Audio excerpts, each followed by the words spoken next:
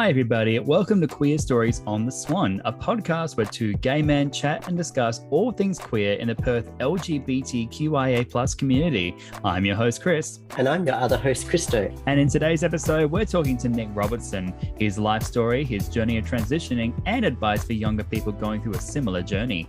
So sit back and enjoy the show. Another week, another episode. Christo, how are you? I'm wonderful. How are you? Yeah, I'm doing well.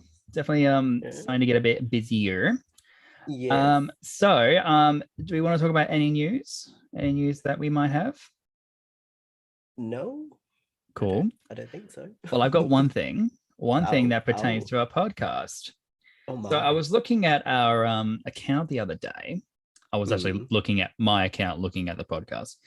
But we, and this is over, oh God, what was it? By the time this episode comes out, it will be the 7th of March.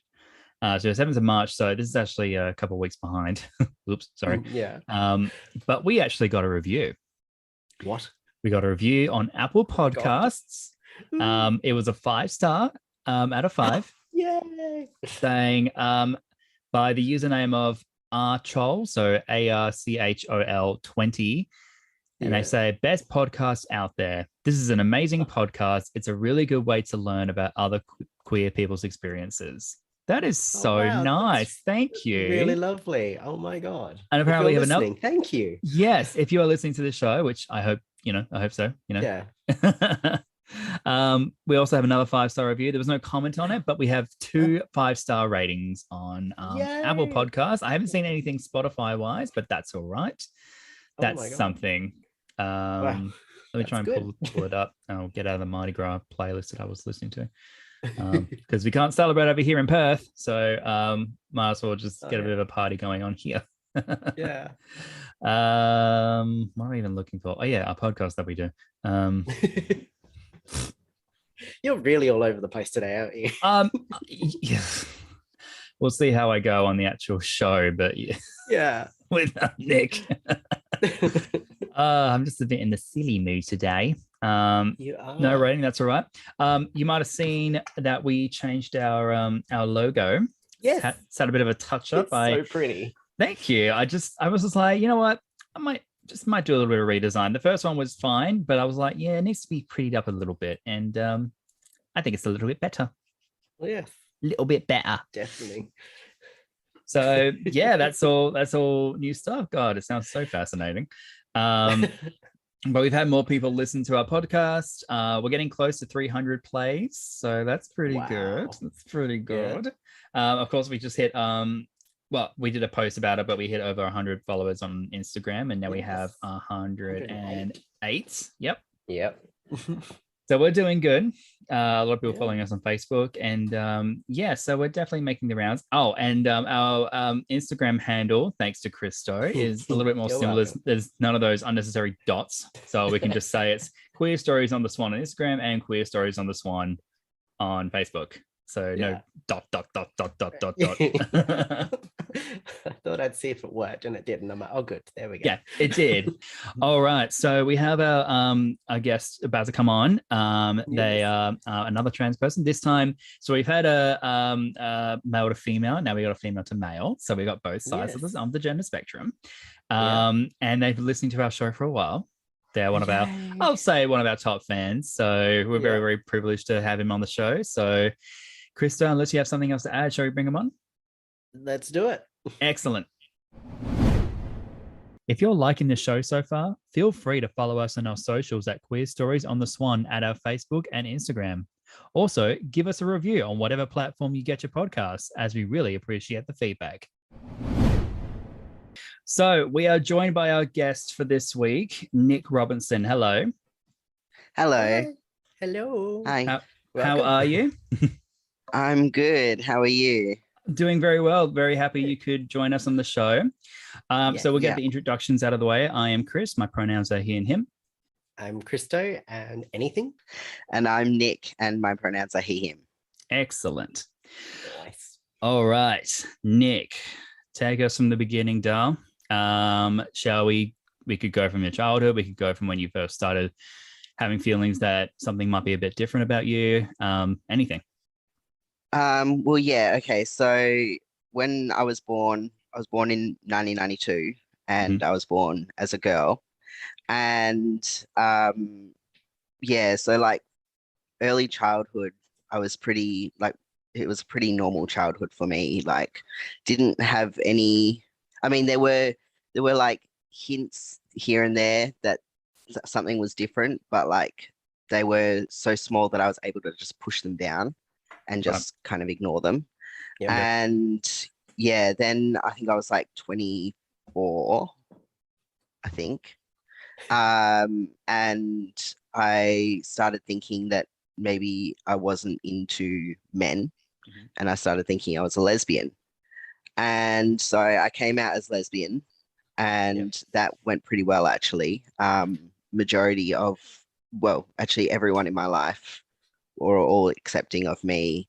And yeah, the only like I guess negative feedback I got from that was like guys trying to like hit on me, saying, oh, maybe you just haven't been with the right guy yet, kind of Ugh. thing. Like, God. oh, did a dick do you wrong or something like Well, that. maybe that's the reason why I became a lesbian. But Yeah.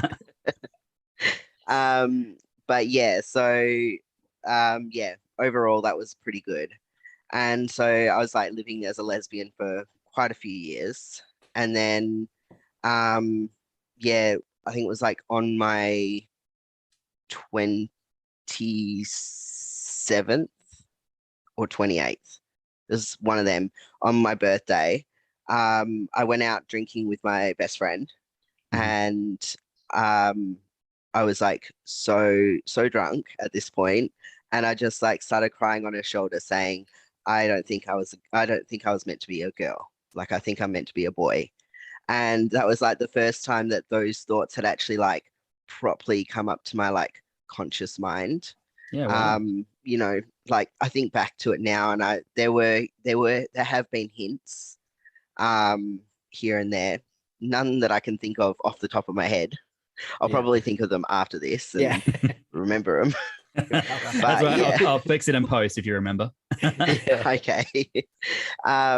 But um, yeah, so I came out to her, and she was like 100% supportive.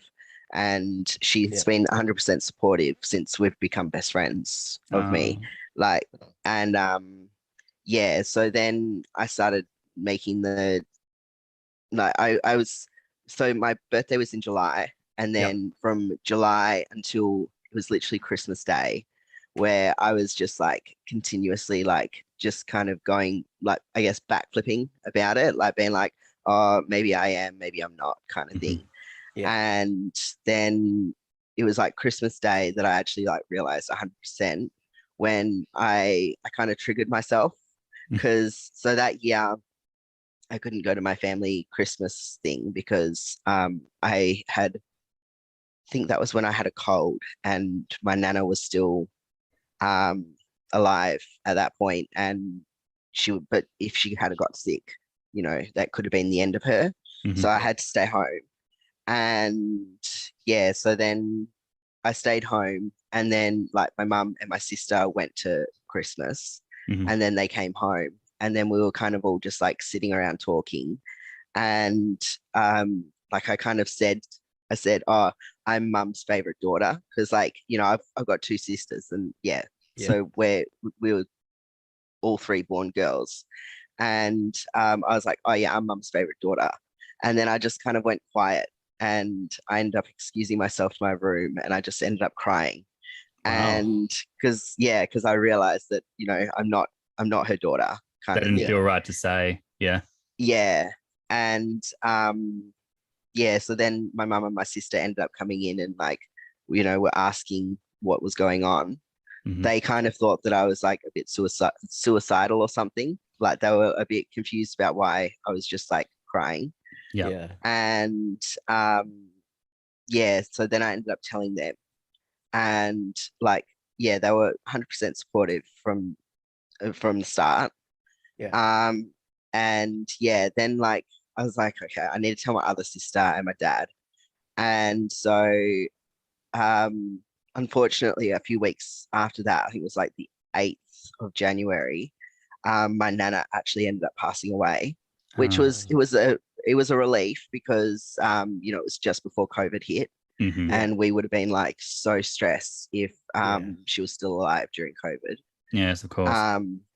Yeah, but so um yeah, when on the day that she died, well, actually, no, on the day that she ended up going into palliative care, I'd actually messaged my sister because she doesn't live with us. Mhm. And I'd messaged my sister and said, you know, when we see each other next, I want to tell you because I didn't want to like chicken out of telling her. So I figured if Yeah. I had told her that I needed to tell her something, then Yeah. she'd get it out of me. Mhm. And yeah, so then she saw me, I think like a few days after that, because Nana was like on her last days. And she's like, "Oh, so can you tell me?" And I was like, "I don't think this is the right time to tell you." Mhm. Yeah. And then, you know, a few days later, when Nana actually died, we saw each other again. She's like, "You might as well just tell me." Like she wasn't going to let it go. She just wanted to know.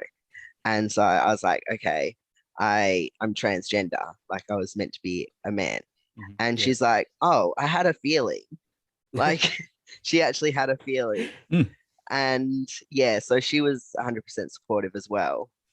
Yeah. And then, yeah, and then my dad lives up in Broome, so I Mhm. don't get to see him that often. Yep. But he came down to Perth. It, like this would have been on the 4th of February that I told him because I came out to everyone else the next day. Mhm. Yeah. But yeah, so he came over because he was down in Perth. He came over for dinner, and I ended up telling him, and he was 100% supportive. Like I've been so Nice. lucky Yeah. in like yeah when I've come out. Yeah. And yeah, then the next day I came out to everyone on Facebook, Yeah. and yeah, that was like yeah, I got so much support on that as well. And like I made a new Facebook. I had like over 200 friends already on my new Wow. Facebook. Yeah, so I've been pretty lucky. That's Yeah. amazing. That's so Yeah, nice to hear, you know. Yeah. yeah. So so what happened? So when it get my so sorry, I was just so blown away with how sweet that was. That's Yeah. my excuse. I'm sticking to it. So regarding the actual process of, you know, transitioning, talk us through that. What was that like? Okay, so it was I guess it was a bit different to what it would usually be because I was doing it during COVID.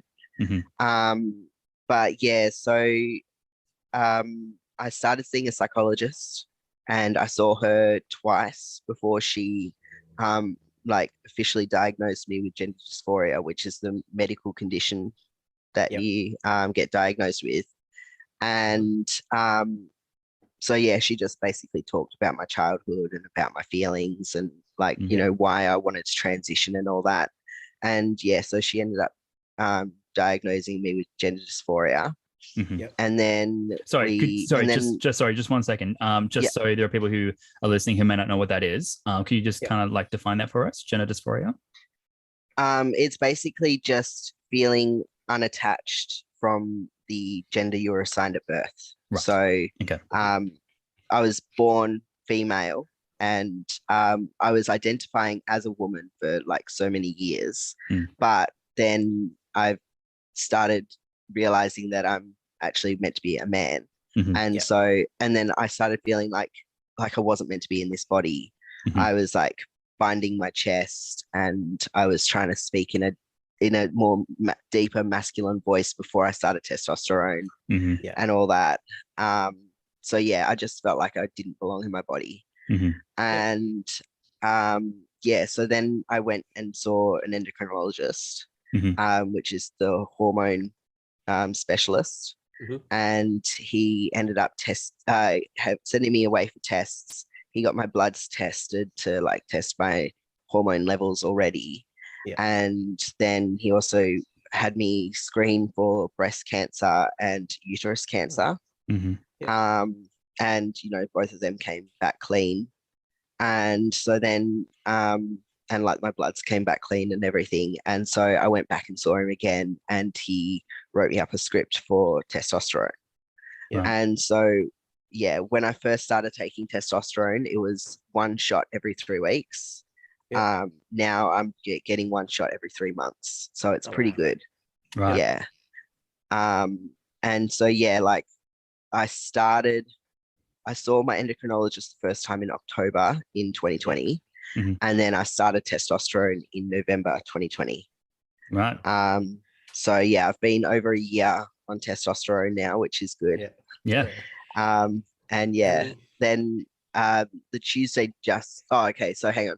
Then I ended up January last year, I Mhm. made the appointment to see a surgeon to Yep. remove my breasts. Mhm. Yep. And yeah, so I called up his office in January. The first appointment was made for August, but then Yep. they were able to push me forward to be like the 31st of July. Oh wow. Yeah, and then so that was, yeah, I went in on the 31st of July for that appointment, and then he literally booked me in for the first available appointment, which was the 1st of March this year. A few Oh, days ago. wow. So Yeah. it was, Yeah. yeah, it was a long wait. Yeah. And yeah, from what I've heard, it's actually a longer wait now. Wow. Yes, Yeah, like actually, I've got a people- friend. I've got a friend who's trans who's still, well, barely on male to female. So hormone blockers only just started, and it can be a long okay, wait yeah. for and Yeah. surgeries and yeah. So, but that sounds really good, Nick. So anyway, so you were talking about it. Yeah. So I just got surgery last Tuesday. Yeah. Yeah, And yeah, so I've got a few weeks off work now, which is good. Yeah. excellent. How So you that was top feeling? surgery. Sorry? Sorry, that was top surgery. Yeah, top Yeah. surgery. Wonderful, so- and that's like one of the Yeah. big major Yeah. ones, isn't it? Yeah. Yeah. So they I had to get double incision, Mm. which is the one with for the larger breasts. Yep. And yeah, so they had to like slice under my pectoral muscles and then Mhm. cut my nipples off as well. Right. And yeah, then like and they sew it back together somehow and then put my nipples back on. Wow. So Yeah. yeah. You make it sound so simple, but I'm sure it's not. But not really. Well, yeah, I was under for like a few hours. Yeah. Yeah. Well, I mean, you would hope So- so. Yeah. You seem pretty good. Like you seem like you've recovered really well. Yes. I was about to Yeah. say. Yeah. So Just I great. thought that like Christo, when I messaged you about being on the show, I was like, yeah, I Yeah. probably can't be on the show until like at least a week after surgery. Yeah. But course. then yeah, I was doing really well actually. So That's wonderful. That's so nice to hear. Yeah. Yeah. Yeah. So why is my mind doing a blank thing? Christo, do you have something to add? Help me here. No, not really. But yeah, it's just it blows my mind that like this has happened. It's Oh, like, that's so my God. good. That's so good. So I'm so proud. yes, very, very proud. Well done, Nick. So are you still, do you have like another, because I know there's like a bottom surgery, right? Is that still up and coming? You have to book that? I'm not entirely sure if I'm gonna like what I'm gonna do with that. Like I know I want to get a hysterectomy, which is the removal of the female reproductive organs. Right. Yep. But I'm not sure if I want to go through with getting bottom surgery just because it's so expensive and it's a course. much bigger surgery than top surgery. Yeah. Yeah. And yeah, also like one thing I didn't say is that since I've been on hormones, I've actually realized that I'm more bisexual than straight. Oh wow. So yeah, and like I lean more towards men now as well. So Okay. yeah,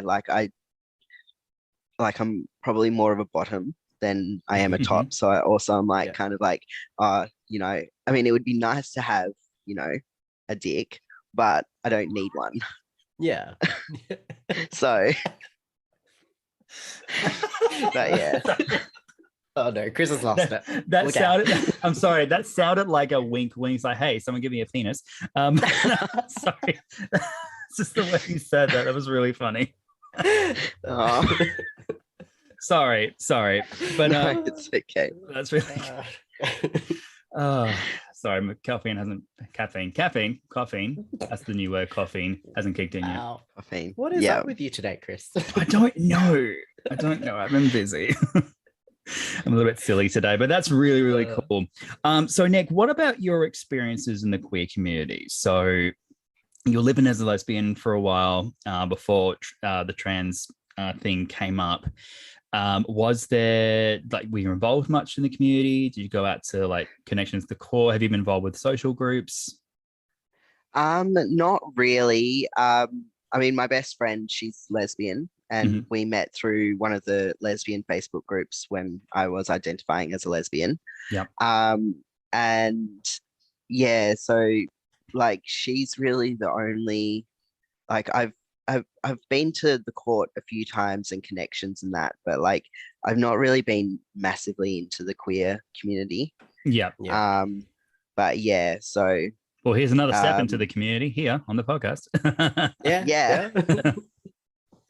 I mean, since coming out as trans, there is a like it's an LGBT like community group, but it's like it's more like it's trans. There's more trans women in it than anyone else. Right. And yeah, there's like a couple of us trans guys in there as well, and then just a couple like queer people. But yeah, so like that's been the only like I guess like queer socialization I've done. Right. Really. No, that's really cool. Have you gone to Pride? Have you been involved with queer events before, or? I keep wanting to go to Pride, but then every year it's on, there's something else on. Like I know that 2020 I didn't want to go because I was like worried about COVID. Oh, it wasn't on anyway. It was cancelled. Oh, was it? Yeah. Oh, okay, maybe there. And last year I wanted to go, but like I'm part of an amateur acting club, which is where I met Christo through. Cool. Yeah. And we had an event on that night, I'm pretty sure. Yeah. So yeah, like I couldn't go to it last year. But very nice. Yes, I am also an actor. It's it's fun stuff, but it's so how time consuming is it? Is it more of like a theater thing or more of a It's a social group that's also into acting. Yeah, that's really cool. Yeah. Might have to do that because I don't really have time for a theater show these days. You know, I've got a lot of commitments now. I've got this pod, I've got lots of radio shows I'm doing at the same time, and then TAFE, so I don't really have the time. So maybe I'll consider that. What's it called? Jome Club of Performing Arts. Sorry, say that again. Nick. Sorry. Jome Club of Performing Arts. Jome Club of Performing Arts. Okay, I'll remember that. Yeah. Future Chris editing. Remember that. Yeah. You're a great group. No, excellent. That's really cool. So do you have anything to add, Christo? I've got one question, but you know, I don't want to take over the whole show. Nope. No. Okay. So Nick, do you have any advice for people who, you know, I suppose like start up as a lesbian and then they have to go through transitioning and just kind of discovering that sexuality and, you know, more about themselves? Like, do you have any advice for people who, you know, I guess for young trans people, really? I think that's the main thing I'm wondering about. Yeah. Just take your time. Like, you know, there's no like set time you have to be at any point in your life. But at the same time, like, no, I won't say that. I was gonna say at the same time, like, you know, also try and be quick because like there are long waiting lists, but at the same time, like, you know, they shouldn't rush into any. I know what you mean. I won't say that. Yeah. But yeah, so yeah, just, you know, take your time, and yeah, just discover yourself in your own time. The people who matter will accept you, and the people who don't matter, like, you know, it doesn't matter about them, like, kind of thing. So yeah. No, that's good. Yeah. Really appreciate that. So there was nothing that like negatively happened apart from the men that was like, oh, you're coming by the right guy, because, you know, what well, I mean, I haven't told one of my uncles because he's very Christian homophobic.